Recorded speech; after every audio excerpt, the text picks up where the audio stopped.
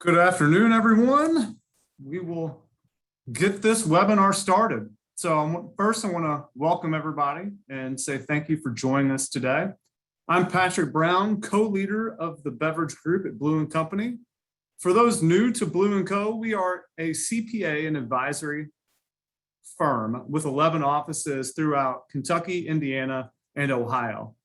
We provide tax, assurance, valuation, data, and other consulting services to our beverage group clients throughout the entire United States. Today's webinar is eligible for 1 hour of CPE. To receive CPE, please answer the polling questions as they pop out throughout the session. You are not going to miss them. Derek will make sure that he alerts you to each polling question. All resources from today, being our slides and the recording itself, will be emailed to everyone and included on Blue's webpage as well as ADI's webpage. If you have any questions throughout the presentation, please use the Q&A feature down at the bottom of the Zoom, down at the bottom of your Zoom, and we'll do our best to cover your questions throughout the presentation, or we'll save them to the end. I do want to thank ADI today for being a partner for today's webinar, also for just our general partnership. And I look forward we look forward to working with them more, both through webinars, through content in their quarterly magazine, and just our general partnership together. Now I'm going to introduce you to Derek Gray. He is the other co-leader of Blue's Beverage Group, and he's Blue's tax practice leader for the firm. Derek has been spending many nights reading and staying up to date on the proposed tax reform. And over the next hour, he's going to let us know how the tax reform or the proposed tax reform will impact us and provide his opinion on potential changes. With that, I turn it over to you, Derek. Hey, thanks, Pat. Thank you to all of you for attending. Special thanks to the ADI for allowing us to host this webinar. As well as a special thanks to my wife, who has watched me, no doubt, roaming from room to room in our house, mumbling to myself, rehearsing this presentation. I promise it was that. It was only a few times mumbling about the runners the Astros left on base that cost them a World Series. But nevertheless, before we get started, a few housekeeping items. One, we're going to spend the next hour talking about tax policy. And it's really hard to talk about tax policy without talking politics. But just so you know, this is not going to be a partisan webinar or anything like that. I'm neither Republican nor Democrat. I'm simply pro-taxpayer. So any slant that you hear on this is purely from the view of my clients or taxpayers out there. It's not Republican or Democrat. And then secondly, we're going to mention some revenue numbers out there in regards to some of these proposed tax increases. Those revenue numbers that we refer to are going to be what was released by the White House a week ago Thursday, when this framework was proposed initially. It has since been scored by the Tax Foundation, which is a large independent think tank that kind of analyzes tax policy. They're a not-for-profit, nonpartisan group, so I may mention some of their numbers because there are some rather large discrepancies out there. But by and large, any revenue numbers that you see on the slides here are going to be the numbers that were released by the White House. So what are we going to talk about today? Well, we're going to open up talking about the current political climate in Washington and how we got to where we are. We'll go through the individual tax proposals, the business tax proposals. We'll spend a little bit of time talking about some other proposals that don't really fit into that individual or business bucket, but are important nevertheless. And then perhaps most importantly, we're going to spend the last few minutes talking about what didn't make the cut, i.e., what of these legislative proposals that have been discussed over the last 18 months didn't make the cut, or at least have not made the cut yet. But before we get started here, let's go ahead and get into our first polling question of the day.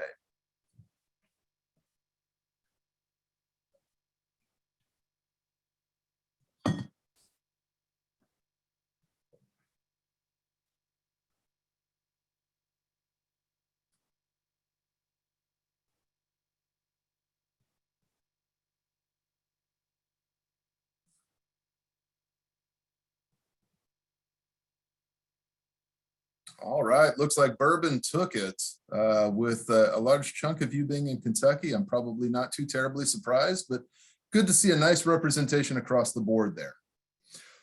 All right, so let's talk about the political climate and how we ended up where we are. So if you'll go down memory lane with me, if you'll recall the first part of this year, there was a lot of optimism on the part of the Democrats, right? President Biden had just taken the Oval Office. The Democrats maintained a slim but manageable margin in the House of Representatives, and they had just taken 2 runoff seats in the Georgia Senate elections to bring the count to a 50-50 split between Republicans and Democrats in the Senate. And why that 50-50 split is so important, not to go all schoolhouse rock on you all, but it is important nevertheless that, usually in the Senate, you need 60 affirmative votes to end debate on a bill and move it to a vote. And I don't know many things in life, but one thing I do know for sure is that you were never going to find 10 Republican senators to agree on large tax increases, right? So if the Democrats were going to pass any kind of large tax increases, they needed unity. They needed all 50 votes in the Senate, because if they got all 50 votes in the Senate, then it goes to the tiebreaker. And who holds the tiebreaker vote? Well, that's none other than Vice President Harris. And we all feel pretty comfortable that Vice President Harris would side with the Biden administration on some of these tax increases. So they really needed to hold on to that unity in terms of how they vote for some of these tax increases. And almost immediately after inauguration, you started to see some cracks in the foundation of the Democrats. So the first example of that, and really where we started to first learn the name of Joe Manchin, was back when the Biden administration was trying to pass the American Rescue Plan Act, or ARPA, back in spring. I forget whether it was March or April. But what we saw there was that Democrats were pretty darn unified with providing some stimulus to the American public to help combat the coronavirus pandemic that was still going on. Senator Manchin at that time made his voice very well known and was actually very successful in getting some of the components of that ARPA bill taken out. Things like unemployment benefits, for example, those were not extended under the American Rescue Plan Act like many Democrats wanted. And the sole reason for that was you were not going to get Senator Manchin's vote with those in there, so they had to kind of kowtow towards him. So what you're seeing, it started with Senator Manchin, Senator Sinema out in Arizona kind of joined in, and those two have really been the voice of the moderate Democrats out there saying, we don't want large tax cuts. We don't want a large spending bill. And because they need those 50 votes, they being the Democrats, they had no choice but to really play ball with those two senators. The progressive Democrats, on the other hand, this spending bill, the first estimates of it were upwards of $6 trillion. That it quickly became apparent they were never going to get a $6 trillion bill through the Senate. So we had to move down, and what has been discussed for most of the summer and even into the early fall was a $3.5 trillion package. Well, where are we right now? Because of those moderate Democrats, we're left with a framework for a Build Back Better agenda that is slightly under $2 trillion. Not what a lot of people were hoping for, but those are the cards that we've been dealt in this. That $2 trillion framework is largely going to target the ultra wealthy individuals and highly profitable corporations in the country. Hey, Derek, you said you weren't gonna, you were neither pro-Democrat, pro-Republican. Yes, sir. You just talked a lot about the Democrats. It seems like through this process, the Republicans have been very quiet. Why haven't we heard much from them? That's a really good question, Pat. My personal opinion is we haven't heard a lot from the Republicans because Senator Manchin and Senator Sinema are actually doing a lot of the work for them, right? So, I mean, if there were a normal year and the Democrats were really unified here and this were a 50-50 vote in the Senate, you'd probably be seeing a lot more of Minority Leader McConnell in there to voice his opinion. and why he thought tax increases were a bad idea and how it might hurt the economy and, so on and so forth. But really, the Democrats have done a fairly decent job of doing the Republicans' job for them and kind of opposing some of this. And honestly, I think had we, had Senator Manchin and Senator Sinema not voiced their concerns, we're probably still in the same vote. If Democrats had taken just one of those seats in Georgia, then it would have had to been a bipartisan bill. You would have had to got a lot more Republican buy-in, and we're probably still in the same spot, to be quite honest. But very good question.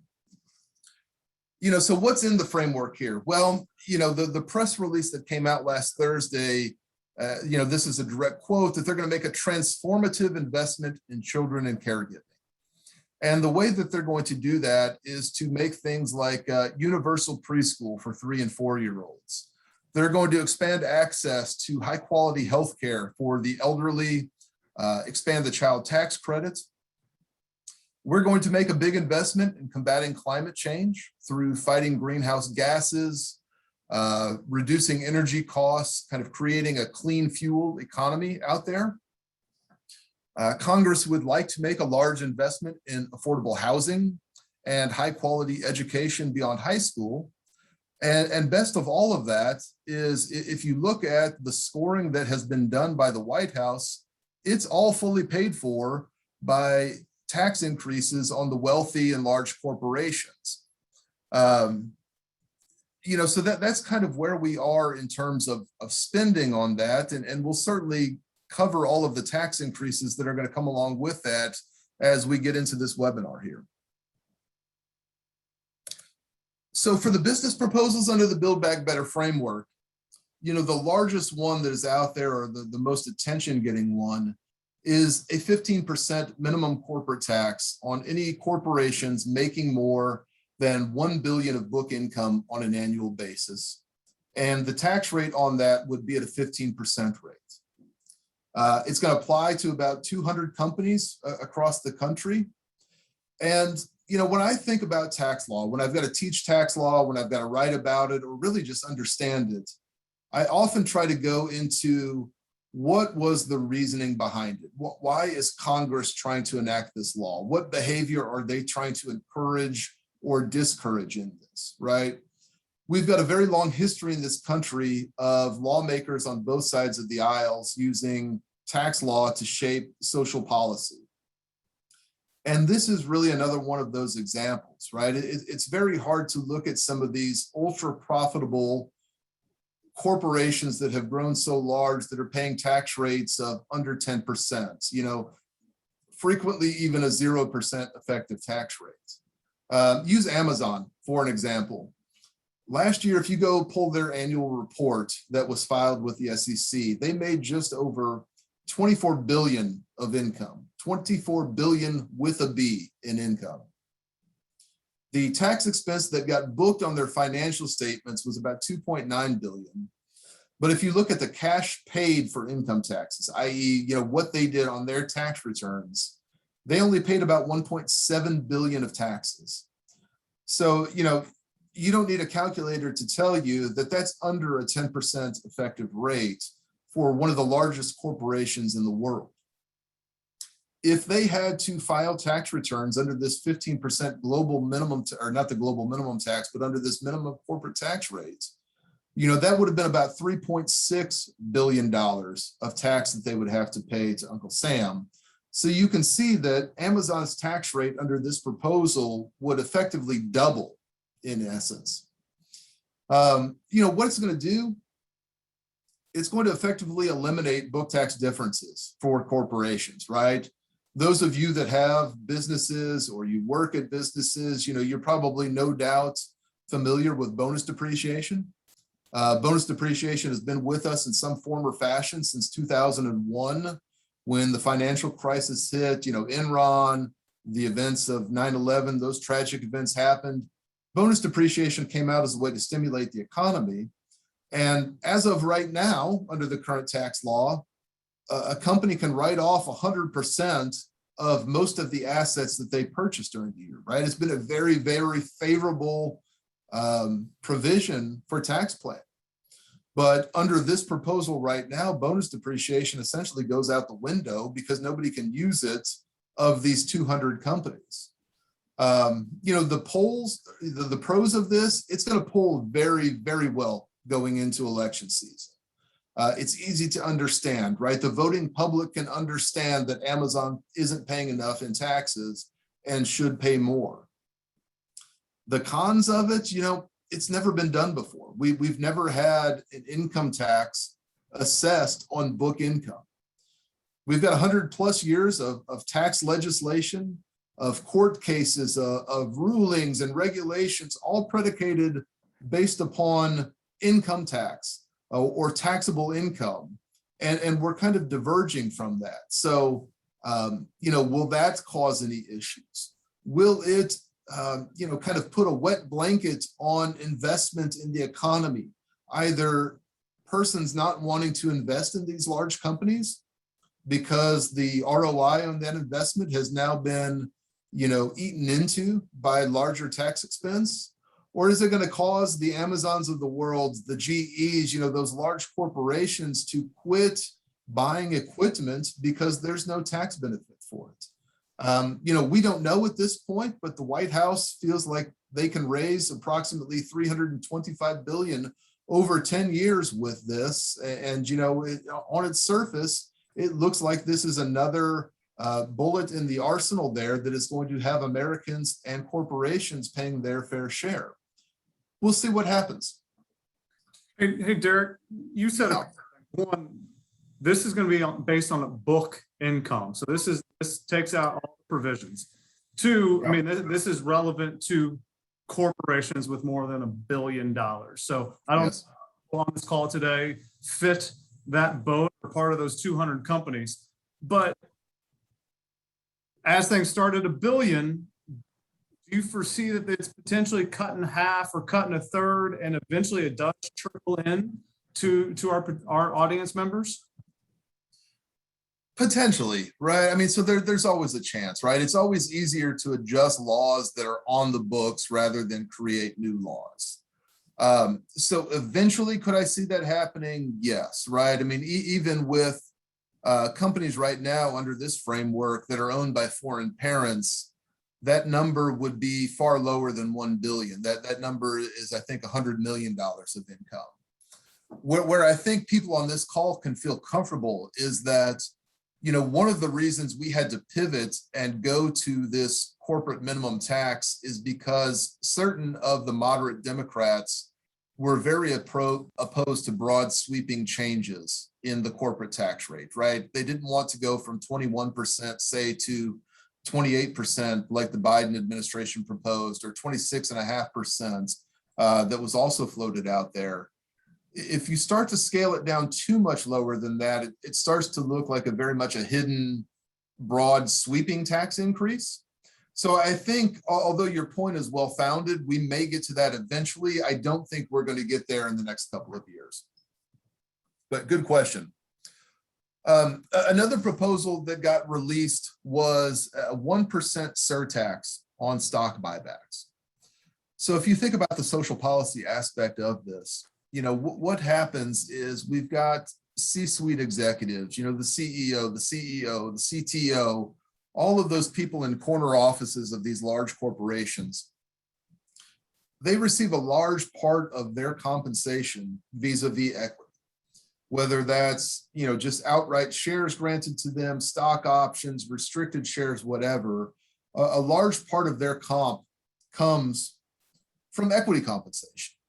So when these large publicly traded corporations go in and have stock buybacks, the perception, whether it's right, wrong, or indifferent, the perception is that the same people who voted to do the stock buyback are also lining their pockets with the dollars of that. So in order to curb that, and also in order to raise a considerable amount of revenue over the next 10 years, what the framework proposes is that there will be a 1% surtax on the fair market value of any stock buyback by a publicly traded corporation. Again, $125 billion over 10 years, good solid revenue raiser. It's not going to impact anybody at the polls or anything like that. It's just one of those revenue raisers that kind of targets those high earning individuals and those very profitable corporations. And then finally, for the corporate proposals, what we have is really an increase or some changes to the international tax provisions that were already on the books and enacted under the Tax Cuts and Jobs Act under the Trump administration. So if there's one thing, tax law is inherently complex as it is. And then there are certain components of the tax law that are even more complex than just regular tax law. And international is one of those, right? I won't pretend to be an international tax expert, but some of you all may have heard some of these acronyms, right? We've got an alphabet soup of acronyms that really go towards trying to prevent people, US corporations, from hiding profits overseas. The US is part of a group known as the OECD, the Organization for Economic Cooperation and Development, that is trying to enact a 15% global minimum tax on all of the countries that participate in that organization. And the way that the US has proposed to hit that 15% global minimum tax isn't to come up with a new tax or anything like that. It's just to expand what was already on the books. So again, we're taking some of these laws that were enacted in 2017 and simply expanding them, increasing rates, things like that. The other notable change here is that, because these laws were already in effect, they were assessed on a net basis, meaning that a large corporation could take income earned in, say, Germany and offset that with losses that came from Sweden or Ireland or something like that. And they were only liable to pay GILTI or FDII or, these beat taxes, kind of these alphabet soup taxes on that net income. And the law change that has happened here, or would happen if this law does eventually pass, is that those taxes would be assessed not on a net basis, but on a country by country basis. Meaning that same corporation that was sheltering income from Germany with losses from Ireland would no longer be allowed to do that. It would go on a country by country basis. You would pay tax in Germany on the German income, and those losses in Ireland, they wouldn't require you to pay any tax on it, but they wouldn't allow you to offset those losses against other income either. All right, so we're going to dive into some individual tax proposals here under the framework, but next let's get into our next polling question. Thanksgiving coming up. There we go. All of the above for me, please.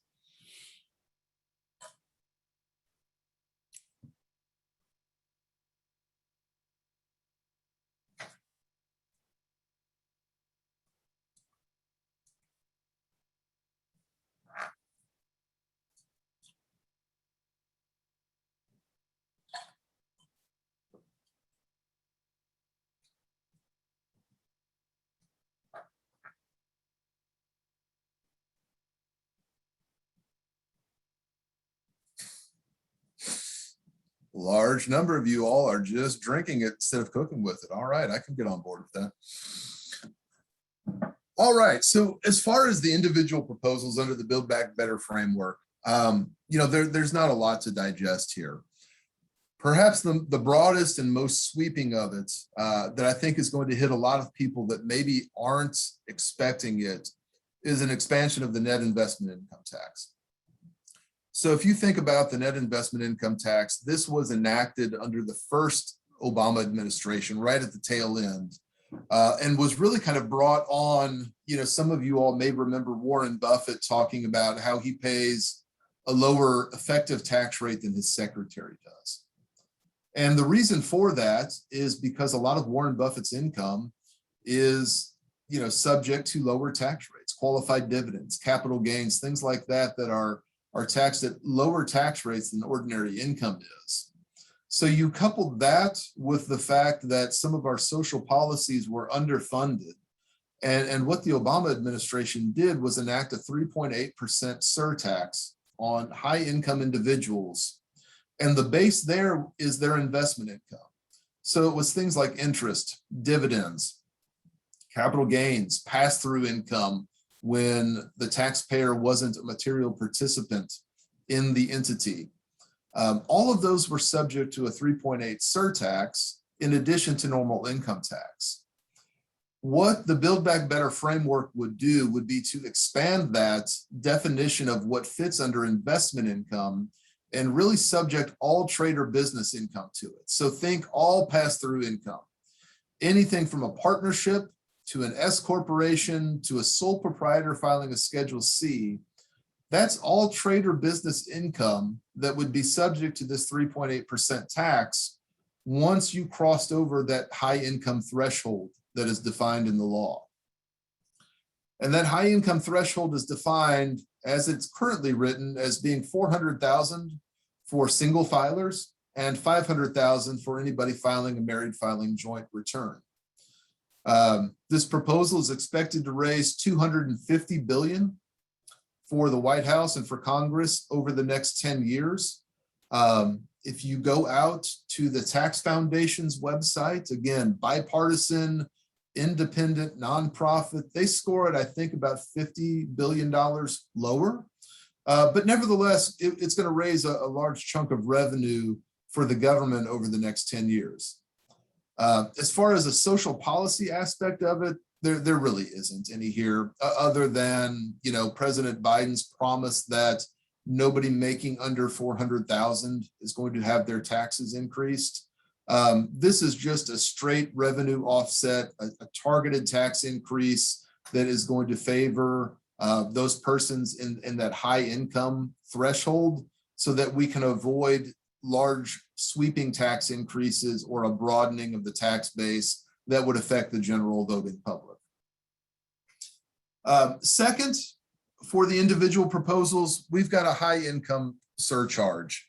So for anyone making more than $10 million in AGI, now keep in mind, I'm saying AGI here, not taxable income, but AGI, anyone making more than $10 million is going to get hit with a 5% surtax on the excess of their income over that $10 million threshold. And anyone who is fortunate enough to make 25 million or more is going to get hit with another 3% over and above that 5%. So a total of 8% of surtax on any income in excess of $25 million.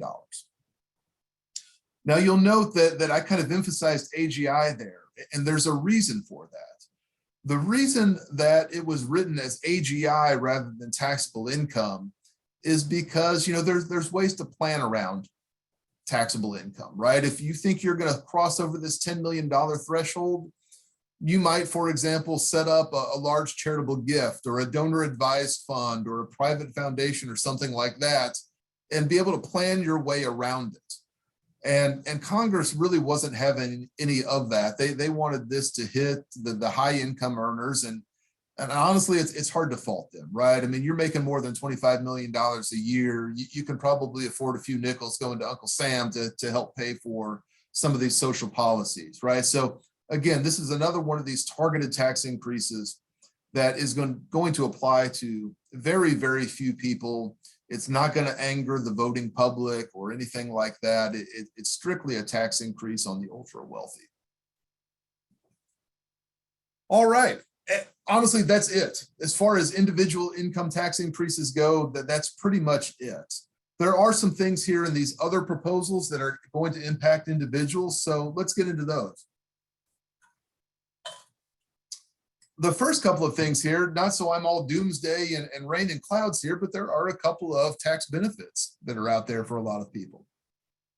One, I mentioned earlier that the child tax credit is going to be expanded.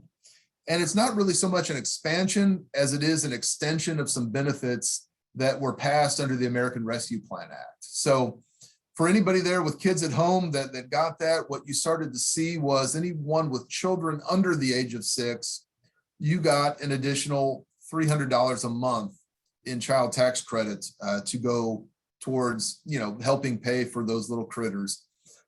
Anybody with children under the age or between the age of 6 and 17, you got an extra $250 a month. This is expected to apply to about 35 million households, right? So there are a lot of people that are very, very happy with this particular component of, like I said, the American Rescue Plan Act, and are going to be very happy to see it extended. Similarly, on the earned income credit side, there were also an expansion of that credit, an increase in that credit that was passed with the ARPA earlier this spring. Again, that, like the foreign tax credit, is going to be extended not through the end of 2021, where it was set to expire, but go until the end of 2022, until hopefully we're out of this pandemic and the economy is kind of back on both feet. The earned income credit, more people are going to be able to take advantage of this, right? The credit percentage has been increased. The income phase outs have been increased. Bottom line is more people are going to be able to take advantage of this. In another taxpayer-friendly move, there was research and development expenditures were set to be capitalized after 12/31/2021 and either depreciated or amortized over a 5-year period. Under current tax law, those research and development expenditures are allowed to be deducted. So they were set to become capitalized and depreciated over 5 years. This framework doesn't change that. What it does do, however, is defer the enactment of that capitalization requirement until 2026. One law change that is in there that I think is going to hit some people hard, or at least change the way that they're thinking about things, is the change to Code Section 1202. Code Section 1202 is a very taxpayer-friendly provision of the Internal Revenue Code that says if you own stock in a small corporation being defined as less than 50 million of assets at the time you bought the stock, and if you sell that stock, you can potentially exclude up to $10 million of gain if and when you sell that qualifying stock. So there have been some provisions, some things that made it hard in the past to take advantage of this law. Those have been lifted a few years ago.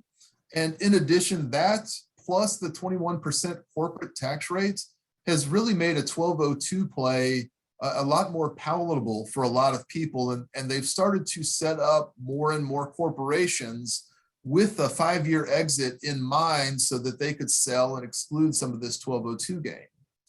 What the law change that was proposed by the framework is that if you make more than $400,000 a year, you're no longer going to be allowed to take advantage of that 1202 exclusion. The 400,000 number, of course, being calculated without regards to any sale of qualified small business stock. So, really is going to hit the high income earners there and cause a lot of people to maybe manage income if they're still trying to take advantage of this 1202 exclusion.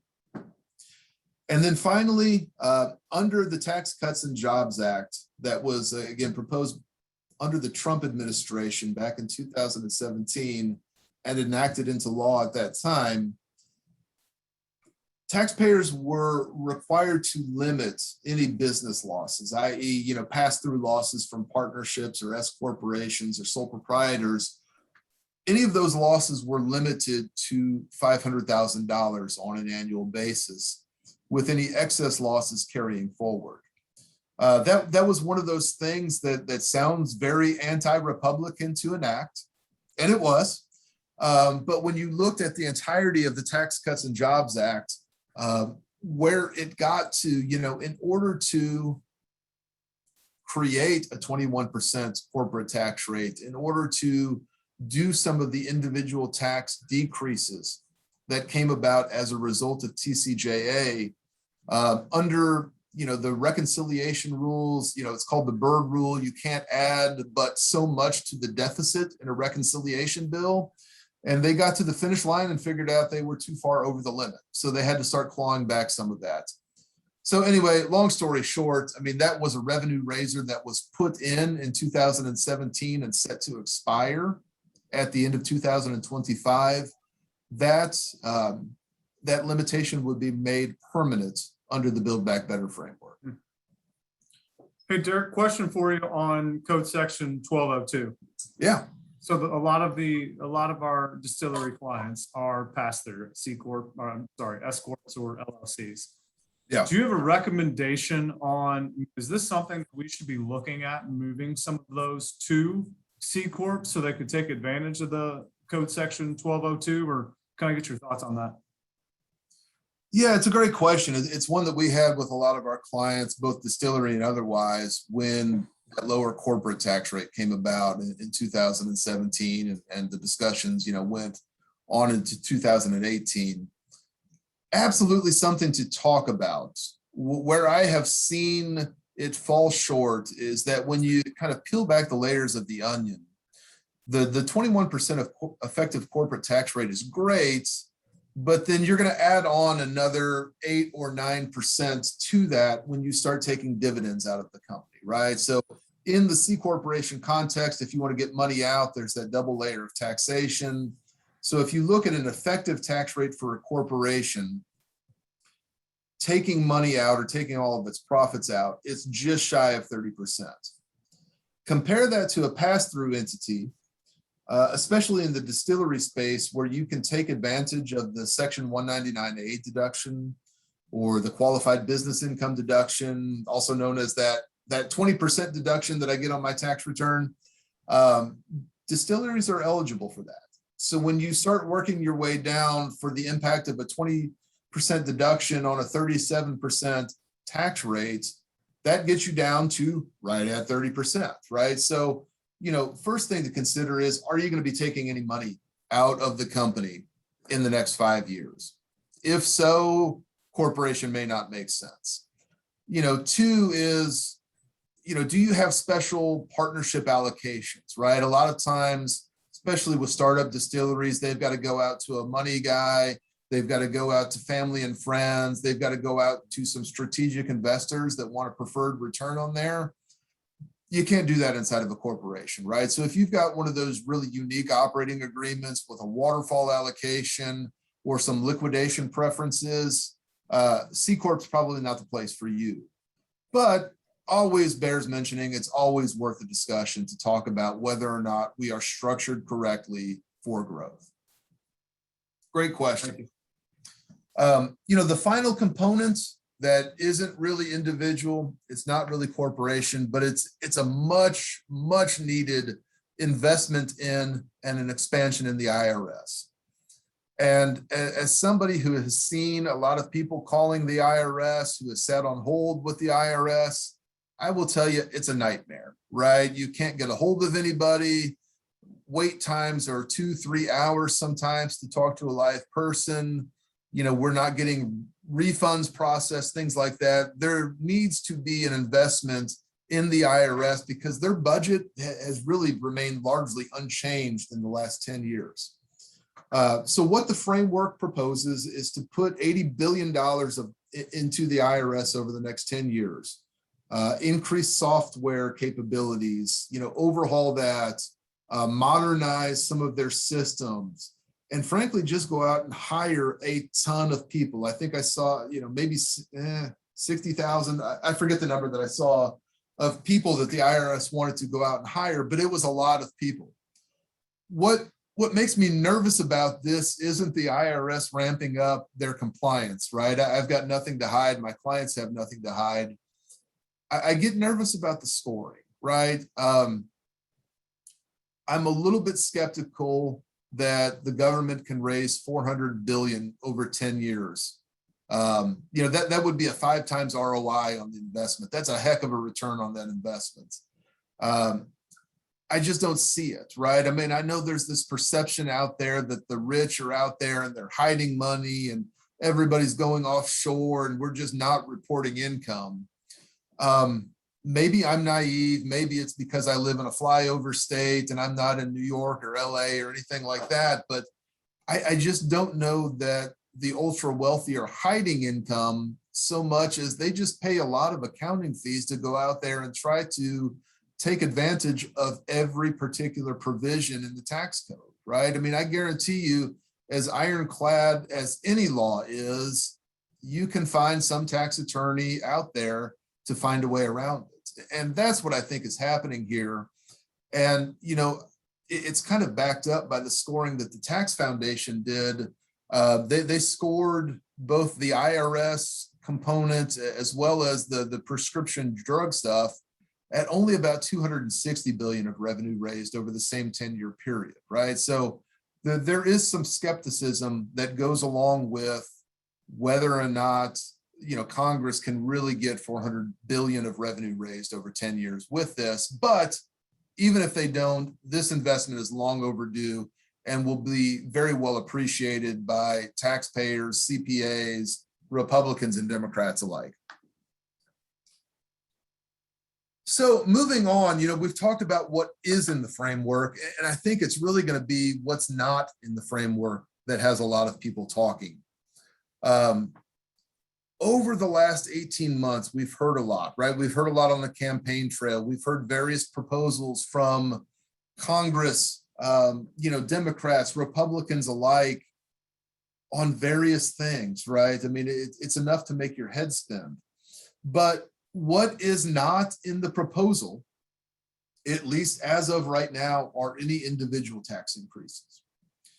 So if you think back on the campaign trail, President Biden campaigned on wanting to restore the top marginal tax rates to the 39.6 number that was in effect at the end of the Obama administration and even, you know, well into the Trump administration. You know, frankly, I didn't see a lot of people up in arms about that one to go from 37% to 39.6%. I don't know that a lot of people were losing sleep over that.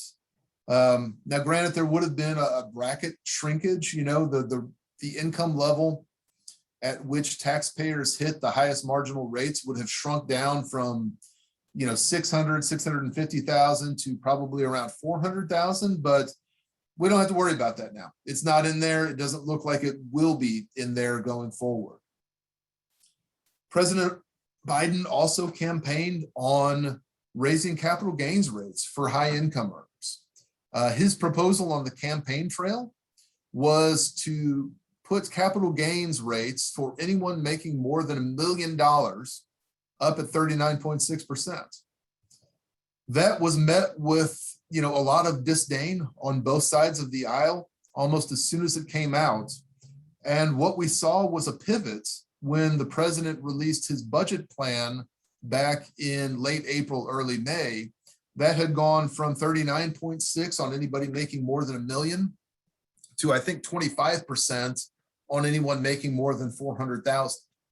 So, you know, both the rate decreased, but also the tax base or the income number at which you would hit that higher number, that also decreased, you know, so the thought was that those two would kind of wash each other out. But as it stands right now, nobody has to worry about that. Corporate tax rates,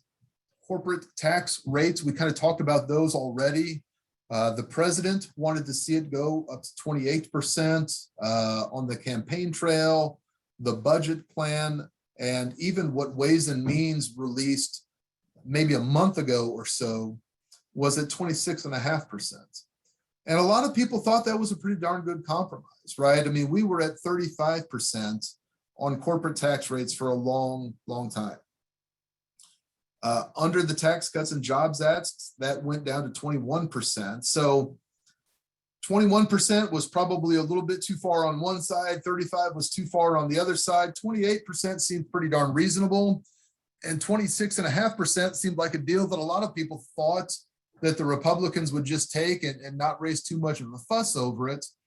But what we saw was a lot of those moderate Democrats, right? Senator Sinema was an opponent of that tax increase. So corporate tax increases out the window. Instead, we get surtaxes on highly profitable corporations. The 199A deduction, we talked about that a little bit. Very, very favorable, taxpayer favorable part of the tax code that was enacted in 2017. Gives almost all of our distilleries a 20% deduction off of their income when the owners of those entities filed their tax returns. That law over the last 18 months has been anything from repealed to phased out to only eligible for low income earners. We don't have to worry about that, right? 199A, at least as of right now, is not in the framework, or any changes to 199A is not in the framework. And then finally, there are no changes to the estate and gift tax laws under the current framework. President Biden campaigned on kind of three prongs. One, we're going to increase the rate at which taxable estates pay tax from 40% to 45%. That, to a lot of people, was much ado about nothing. But the other two components of his plan, they hit close to home for a lot of people. One would be to have decreased the lifetime exemption amount, i.e. the amount at which somebody can give away wealth during their lifetime or at death. That is at 11.7 million approximately right now. President Biden would have liked to have taken that down to 3.5 million, where it was under the Obama administration. But that's not in there right now, nor is any kind of repeal of the basis step up on the date of death for people. So the example that I'll use here is if I bought a share of Microsoft stock back in 1984 for $10 a share, for example. Let's say that's trading at $100 a share now. That $90 of unrealized gain, if I die tomorrow holding that in my estate, that escapes taxation. My heirs inherit that stock with a basis of $100 and a fair market value of $100, meaning that they can go out and sell that the day after I pass away and not pay any gain on the sale. That was one of those things that was long thought to assist the ultra wealthy in handing down generational wealth that, it just compounded over time. So there are a lot of congressional leaders on the Democratic side of the aisle that are very much against that. What we've seen, however, is that there are a lot of moderate Democrats, not just Senator Manchin and Sinema, that are against that component, thinking it's going to hit family farms. It's going to hit, those closely held businesses that might have to liquidate the company if the primary owner died. So there were always going to be carve outs to that rule if it ever went into effect. But the bottom line is, as of right now, we don't have to worry about any estate and gift tax changes, right? We don't have to worry about the limitation going down. We don't have to worry about a repeal and the basis step up. The biggest thing that I can say to caution you all on is, we're not done yet, right? The bill can and likely will change. But also that lifetime exemption of $11.7 million, that's only good through 12/31/25 as the law is currently written. On New Year's Day 2026, that law changes back to where it was prior to TCJA, which is $5.5 million indexed for inflation. So current estimates right now are that, New Year's Eve 2025, you go from roughly $12 million of lifetime exemption to about half of that. So we're not done with estate planning right now. We've still got a couple of years for a much larger exemption. But we need to be talking to our estate planning attorneys and our CPAs about whether or not we need to do gifting or estate planning. Hey, Derek, I was in your office earlier and I didn't see your crystal ball, so I don't know how polished up it is. It's not. It's broken. So let's look into your broken crystal ball for a second. What's the certainty of this thing passing, or even what's the certainty of it passing as is? To paraphrase Animal House, Pat, 0.0. In fact, I woke up this morning to find some news that one of the rules committees in the House of Representatives actually marked up the bill yesterday afternoon.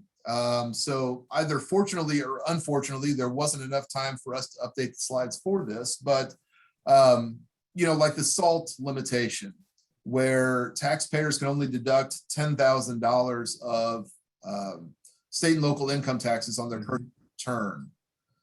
If you think about the high tax states that are out there, the Californias, the New Yorks, the New Jerseys, the Massachusettses, really anything along the eastern seaboard north of Virginia, say, all of those are very high taxpayers or high tax states, right? Rates at 9%, 10%, all the way up to like 13% for high income earners in California. What do those states all have in common? They typically vote blue. So you have a lot of Democrats trying to advocate for their constituents that were hit by this. The problem with that is that sure seems like a tax decrease. And if you look at the people that typically itemize their deductions, right, the ones that don't take advantage of the standard deduction that was doubled in 2017, the ones that would apply to are typically high income earners, right? So there's this debate of consciousness in the Democrats that were advocating for that. Again, long story short, what came out last night was that the SALT limit would be increased to 72,500. And instead of that cap expiring with all of the other TCJA cuts in 2025, that cap would get extended to 2031. So you're already starting to see things like this change, right? Every day that goes past without a vote, without this passing, is just one more opportunity for somebody in Congress to try to get their vote in, get their word in, and for it to change. So if you ask my opinion, I think there's a pretty good likelihood that this passes. I don't think it passes as it currently is. It won't pass as it's currently written. And that's just the way it is. So stay tuned to us. We'll certainly let you know when it does get voted on or when it does go final, or if there are any significant changes there.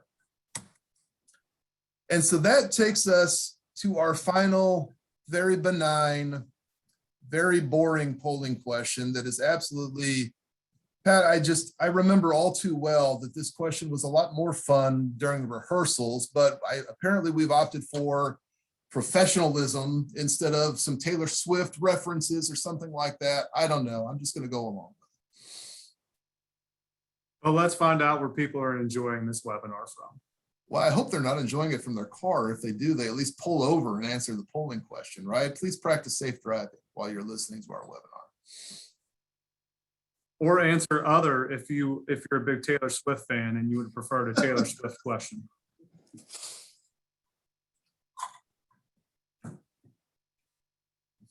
In other news, this will be the last webinar that Pat and I ever get to do together.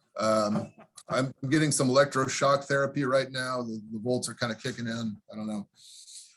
All right, so what can we take away from this framework that has passed here? You know, the biggest thing I can tell you is, you know, for all of you distillery owners out there, smile, because you've probably dodged a pretty big bullet. You know, the second thing is, you know, you're not going to be impacted that significantly, right? I mean, I think the 3.8% tax is going to hit a lot of people probably when they're not expecting it, but it's really about what is going to come in now that we've got 90% of the framework done. What's going to change? What's that 10% that's going to change that, you know, you all need to be aware of or keep your eye on? Because we're not done yet. Second, you know, it's still a good time to give. Like I said, we've got a couple years left of this $11.7 million lifetime exemption. I don't think I would move to try to get anything done by the end of the year necessarily, but we ought to be talking about gifting and estate planning and things like that as long as the door to the jail is wide open and we can gift away 11.7 million. And then finally, you know, the best advice I can give you is always be sitting down with your advisors, right? There may not be anything to do by year end, but what you don't want to do is to wait until something passes, say the last week of December, and then instead of 2 months to put a plan into place, you've got 2 days to put something into place and you're fighting holidays and all of that stuff. So talk to your advisors. Call me, call Pat, talk through your particular situation, and just get a better understanding of what's going on and what some of these changes could mean for you, for your distillery, for your employees, whatever. Pat, that's all I've got right now. Do we have any questions out there or anybody? But before we have one question that has come in. But before we get to it, I mean, I didn't hear you say anything about accelerated depreciation. So utilizing that cost segregation is still a fabulous tool, especially for our distillery clients as they maybe are building their distillery, adding on to their distillery, etc. What other, I mean, yes, we would love everybody to call us, but what information, general information do you think you could give to our participants today regarding this proposal and you know, what are some other planning opportunities that maybe you haven't hit on? Yeah, so I mean, I guess I would say, Pat, you know, I mean, it's largely business as usual, just like it was before. I don't know that this framework, at least as it's constructed right now, really changes anything from a planning perspective.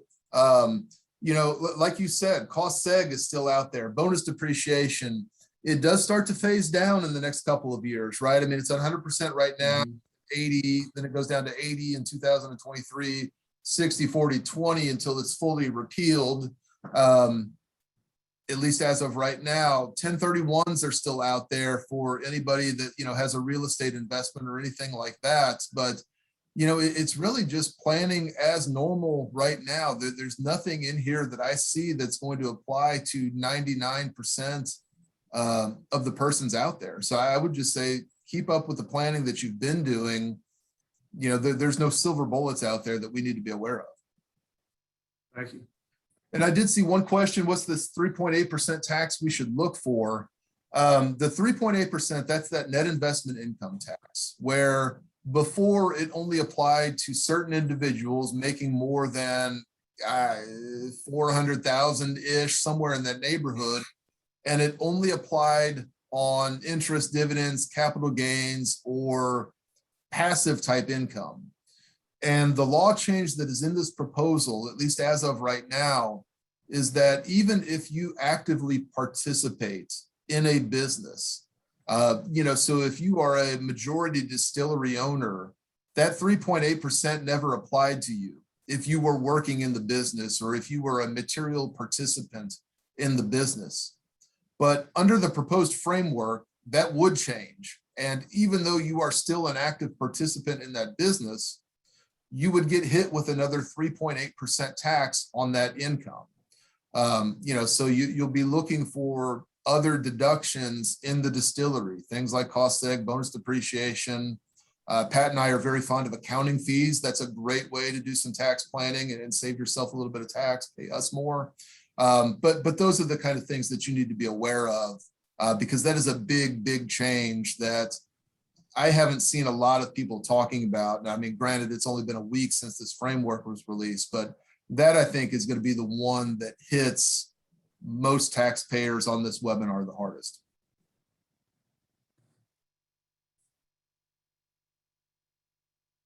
All right, well, Pat, I'm not seeing any other questions here, so I guess we'll go ahead and wrap it up. Yeah. Derek, thank you very much for the information you provided over the last hour. Also, thank you to everybody who joined us today. Hopefully you enjoyed the presentation and we look forward to seeing your feedback. Again, thank you to ADI for being a great partner and participating in this webinar today. And if anybody has additional questions or wants to talk about distilleries, spirits, anything in general, please don't hesitate to contact Derek or myself. We would be happy to discuss whether it be, you know, tax reform or just, you know, your match bill.